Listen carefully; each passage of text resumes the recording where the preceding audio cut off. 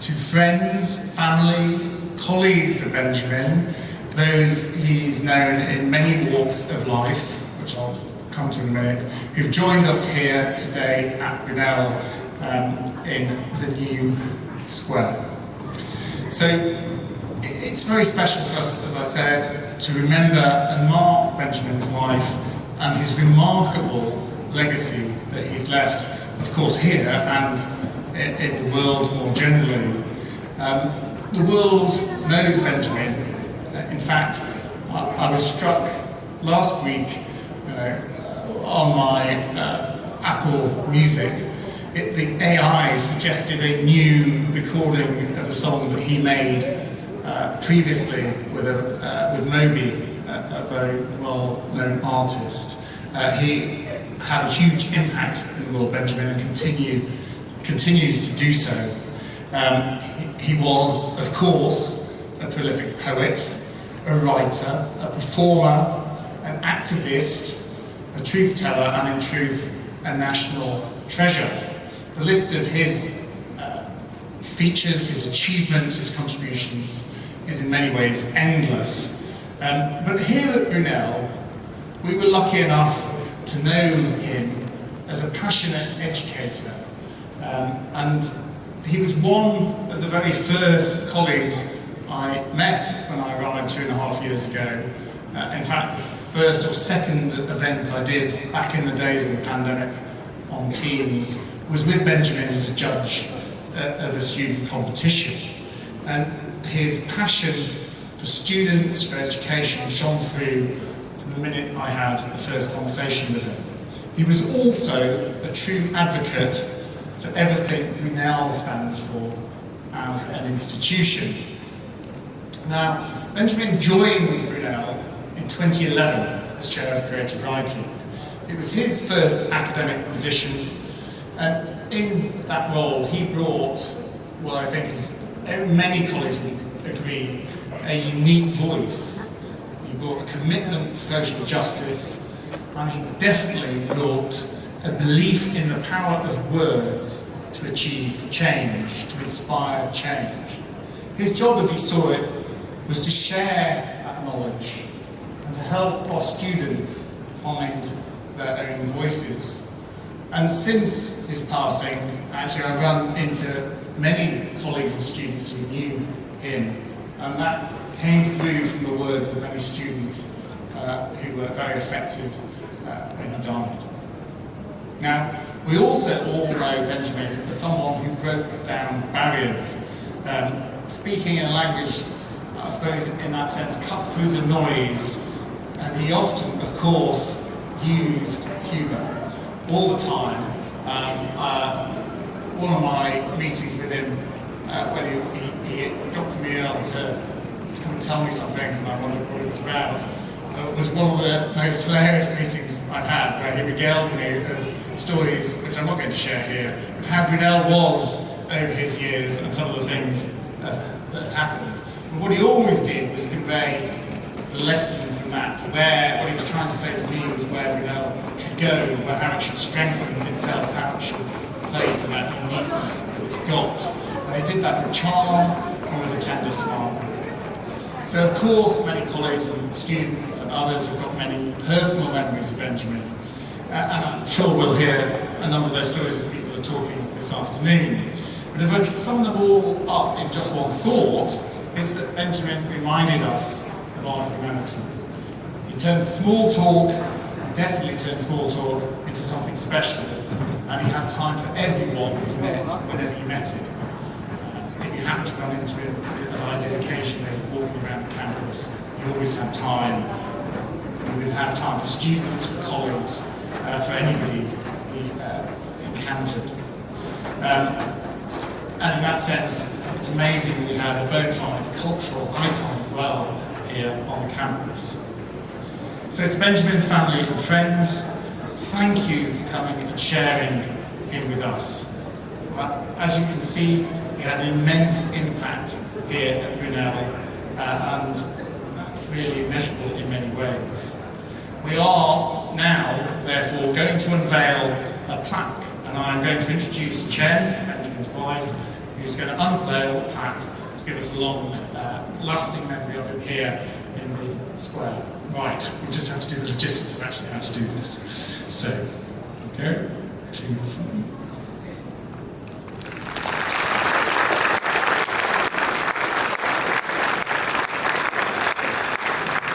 So, ladies and gentlemen, we're now gathered in Benjamin Zephaniah Square.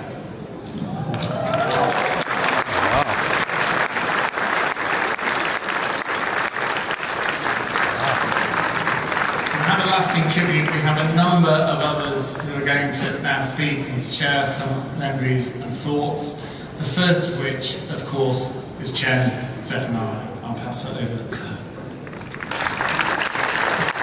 Thank you so much.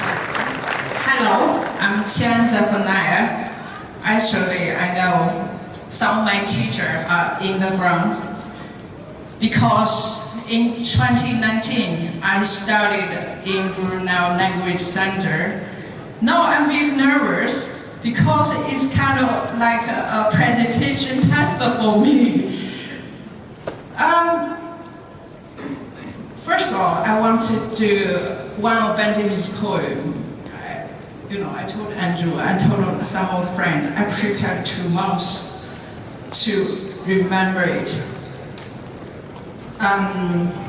Which is, I think now it's really involved the situation and we need, which is people need people. To walk to talk to cry and rely on. People will always need people. To love and to miss, to hug and to kiss. It's useful to have other people. To whom will you mourn? If you are all alone, it's so hard to share when no one is there. There's not much to do when there's no one but you. People will always need people. To please, to tease, to put you at ease, people will always need people. To make life appealing, to give life some meaning, it's useful to have other people. If you need a lesson, to whom will you turn? If you want to change, to whom will you learn? If you need to play, then you will know why I say people will always need people. As a girlfriend, as boyfriend, from China to England, I'm from China. Benjamin is English. We met in China. Luckily, Benjamin always said that because he always said, it's so lucky to meet you face to face and talk, and then we get to know each other. People will always need people. To have friendly fight with and share tasty bite with, it's useful to have other people. People leave families, gangs, possess and packs. It seems we need company before we relax. So stop making enemy and let's face the facts. People will always need people. Together, oh yeah. People will always need people. Thank you. When Benjamin passed away, I got home. I got a letter from Professor Jones, and he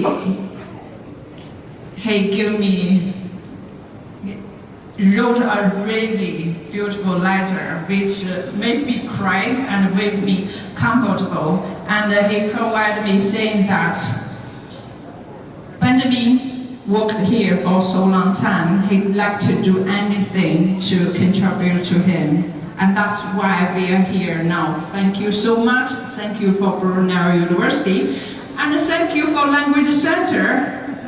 The teacher, because of you, now I can stand here to speak. If not, I will be high. family, friends coming here, coming along to share the really touching moment with me, with all of us, which really shows that, you know, I need you, Benjamin needs you, we need each other, people need people. Thank you so much.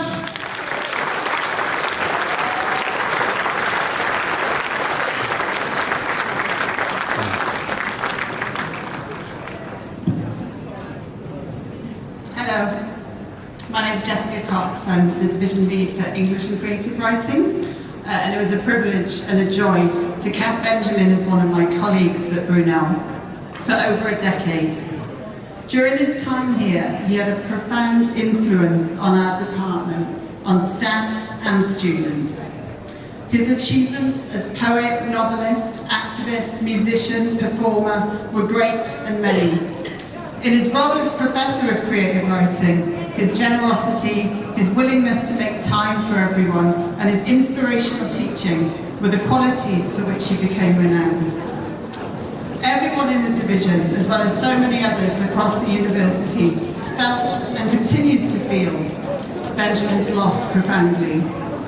But whilst our grief at his untimely death remains with us, I hope today, and the naming of this square in his memory, marks just the beginning of our continued celebration of Benjamin and his work, at Brunel and beyond. Amidst our grief at his loss, I am grateful for the opportunity to meet and work with his wonderful wife Qian, as well as friends and colleagues of Benjamin beyond Brunel, to help celebrate his life and work. This place will be forever associated with him. He remains a part of this university and a legacy he's left us. In time, I hope that this space will become a place of reflection and perhaps inspiration for students. And I think we need a poet's corner somewhere. Benjamin's greatest contribution to Brunel was undoubtedly his teaching. His ability, which seemingly came so naturally, to inspire others, to enable them to fly. When he first joined the university back in 2011, he confessed to feeling nervous about the word teach. He said, "It's about sharing my knowledge and inspiring people." There can be no doubt that that is exactly what he did. For 12 years, students encountered Benjamin in the classroom and the lecture theatre, in his office and in corridors, and across campus. And he shared with them his wisdom, knowledge, experience, creativity, performance techniques, and more. His impact is evident in their achievements and in the outpouring of love and grief from students past and present at the news of his death. In the month that followed, a group of students and former students came together to create an anthology in Benjamin's memory, a work that speaks to his influence on a new generation of poets and activists. And I hand over now to Bernardine and Evaristo to introduce the anthology and some of its contributors. Thank you.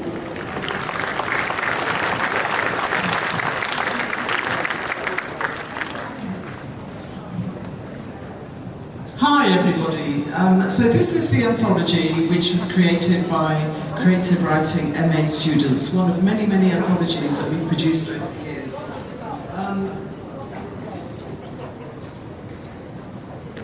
I'm going to read from my introduction.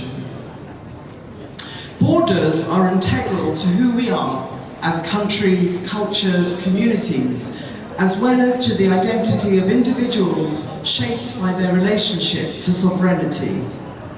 Territorial topographical borders exist to theoretically define and demarcate, enclose and protect national and regional boundaries. The controversial issues around physical borders make headlines in the news. We read about the wars and battles, migration and immigration, and the struggles of those attempting to find their way through borders, and resistance to them doing so.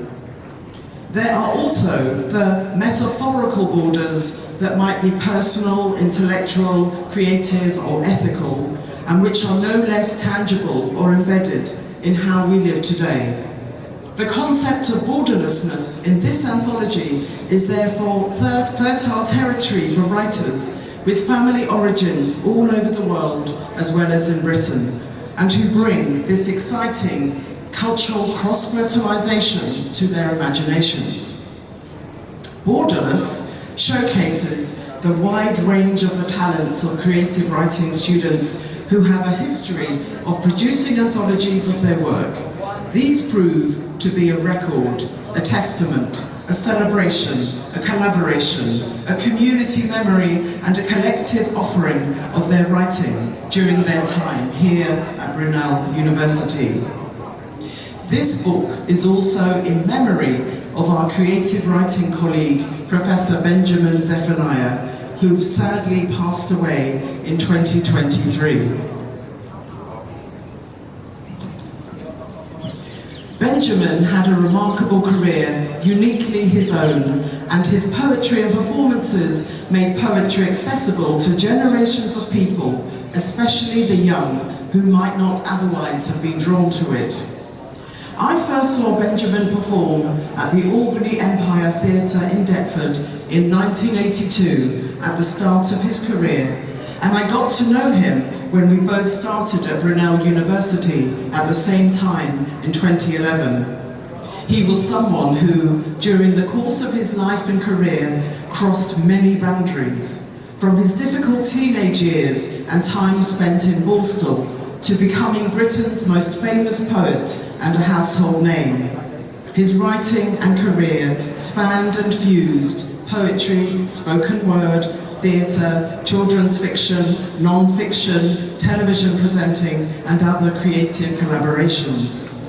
His death was premature and tragic, that someone so full of energy and life, so healthy and fit, should be removed from us, when he had many more years ahead of him as an important and unique voice in literature and society. I think he'd be very happy to know how much he was valued as a presence at Brunel, and that creative writing students are honouring him in this way. Walk soft, walk good. Your amazing energy is still with us. R.I.P. Benjamin Zephaniah, 1958 to 2023. I'm now going to introduce three poets who've had, or writers who've had work produced in this anthology, who are alums of the Creative Writing MA. So they are in order: Libby Rochester, Neelam Sharma, and Helen Williams.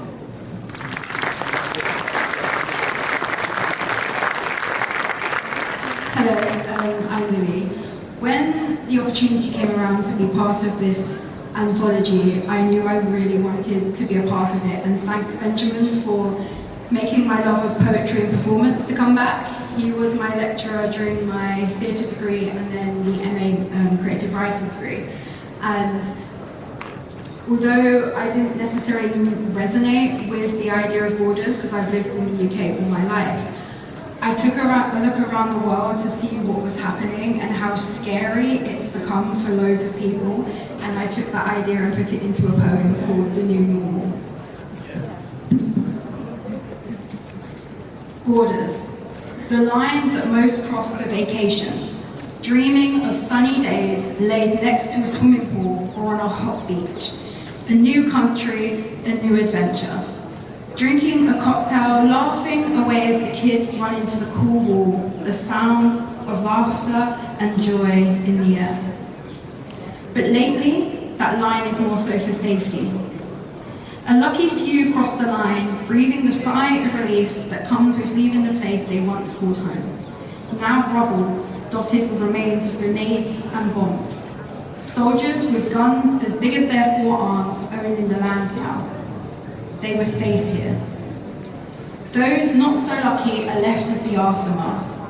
Children's toys smashed into smithereens laying in the roads, blood dotted across the walls that were once loving homes, that held birthday parties and celebrations. Kids running from danger, running to survive. The new life does not take away from the pain and sorrow experienced just moments before they had to leave. They were forced to leave. The rush to get everything packed and to move on, the threat of bombs looming over their head, forgetting good memories from just days before in an instant for safety. Children pack in their favourite toys, leaving those that don't secure that special place behind, so they have more space to pack other essentials. Food, shelter, warm clothes for those cold days that are sure to come.